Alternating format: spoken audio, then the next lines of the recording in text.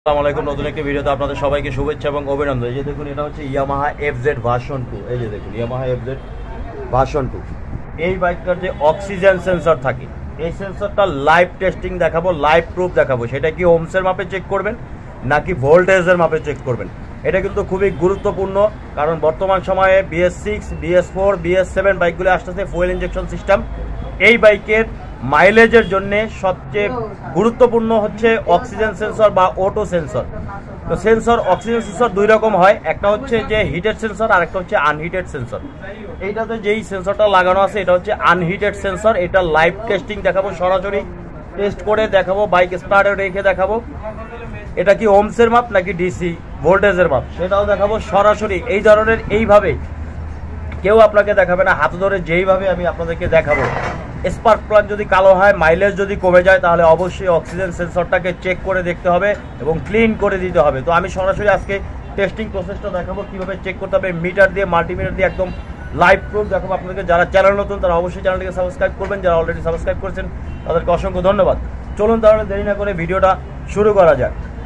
তো আমি আবারও একটু আপনাদের সুবিধাতে দেখাই। এই যে দেখুন, এটা কিন্তু এফজেড ভার্সন 2। এই যে খেয়াল করুন, এফজেড ভার্সন 2। এই যে দেখুন, এফজেড ভার্সন 2।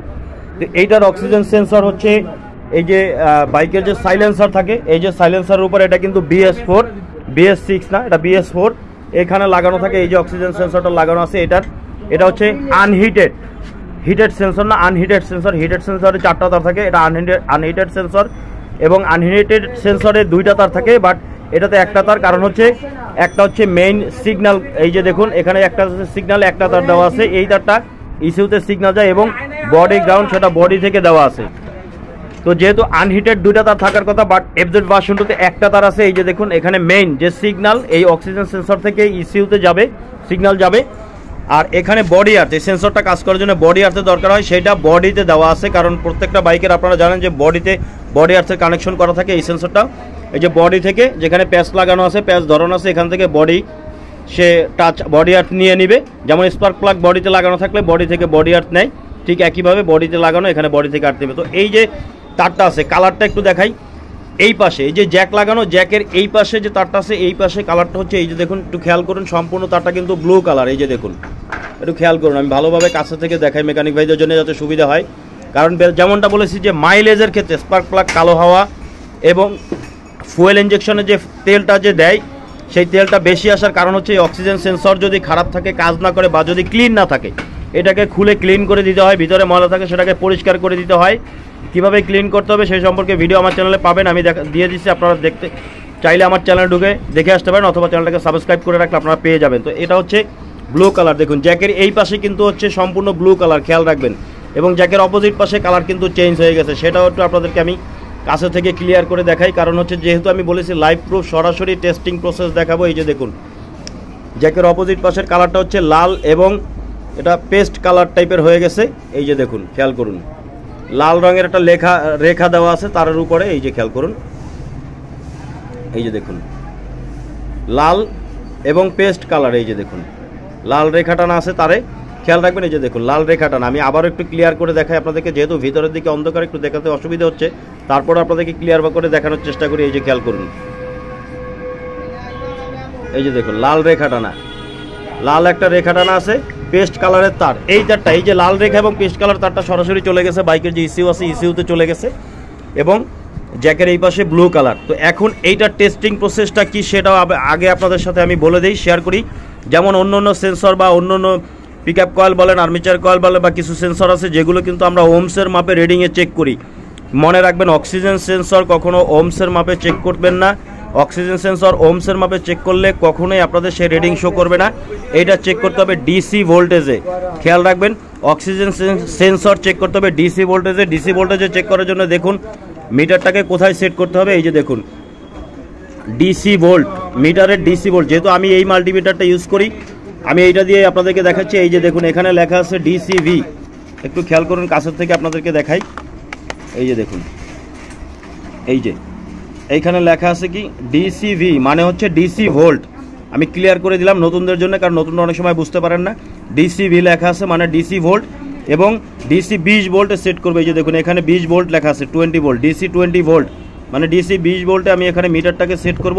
সেট করার পরে আমার এখানে হালকা রিডিং শো করবে, কারণ হচ্ছে ইঞ্জিনটা গরম আছে। আর এই অক্সিজেন সেন্সর চেক করতে হলে ইঞ্জিনটাকে 90 ডিগ্রি পর্যন্ত গরম করতে হবে। তারপর হচ্ছে যে ডিসি ভোল্টেজ এখানে চেক করবে, আপ ডাউন করবে।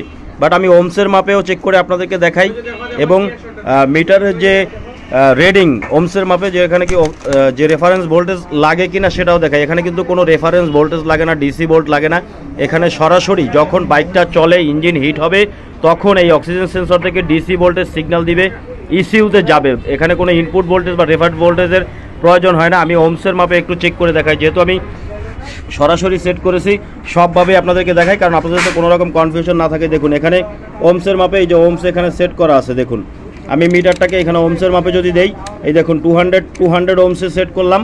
বডি আর যে এখানে খেয়াল করুন, একটা আমি তার জ্যাকে কানেকশন করে দিয়েছি, কারণ সিঙ্গেল জ্যাক। আরেকটা হচ্ছে যে রেকটিফায়ারের বডিতে আমি এই যে টাচ করে ধরে রাখলাম। মিটার দিকে খেয়াল করুন, কোনো রকম কোনো রিডিং শো করতেছে না। আমি মিটারটাকে নিচের দিকে নামিয়ে ক্লিয়ার করে দেখাই। এই যে দেখুন বডি আর্টটা আমি দিয়ে দিলাম। এই যে দেখুন এখানে ইঞ্জিনের সাথে বডি আর্ট দিলাম। মিটারের দিকে খেয়াল করুন, কোনো রকম কোনো রেডি নেই, রিডিং কিন্তু শো করতেছে না। 200 ওমসে দিলাম। এখন অনেকে বলবেন যে 2000 ওমস বা 20K তে দিতে পারেন। দেখুন আমি 20K তে সেট করেছি, 20,000 ওমসে সেট করেছি, বডি আর্ট দিলাম। দেখুন কোনো শো নেই, কোনো রকম কোনো রিডিং কিন্তু শো করতেছে না, খেয়াল করুন। অতএব ওমসের মাপে চেক করলে অক্সিজেন সেন্সরে রিডিং পাবেন না। সেট করতে হবে কোথায়, ডিসি 20 ভোল্ট যেটা দেখিয়েছে। এই যে দেখুন আমি মিটারটাকে ডিসি 20 ভোল্টে সেট করেছি। এই যে দেখুন খেয়াল করুন, কাছে থেকে সরাসরি আপনাদেরকে দেখাই। এটা হচ্ছে লাইভ প্রুফ, সরাসরি যে প্রমাণ দিয়ে বলবো সেটা আপনাদেরকে একটু দেখাই। এই যে দেখুন, এই দেখুন ডিসি ভোল্টে সেট করেছি, ডিসি 20 ভোল্টে মিটারটা আমার সেট করা। এই যে দেখুন, এই যে দেখুন এখন কিন্তু কোনো রিডিং নেই। এই যে দেখুন মিটারের জ্যাক কানেকশন করা আছে, এখানে বডি আর্ট দেওয়া আছে, এখানে সেট করা আছে কত, ডিসি 20 ভোল্টে সেট করা আছে।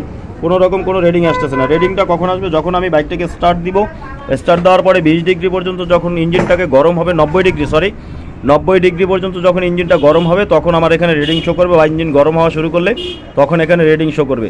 এবং বাইকটাকে যখন স্টার্ট দিব, স্টার্ট দেওয়ার পরে দেখবেন রিডিংয়ের যে আপ ডাউন যে কাজ করতেছে কিনা। যদি কাজ করে রিডিং আমার এখানে আপ ডাউন শো করবে, ডিসি ভোল্টেজ শো করবে, আপ ডাউন করবে।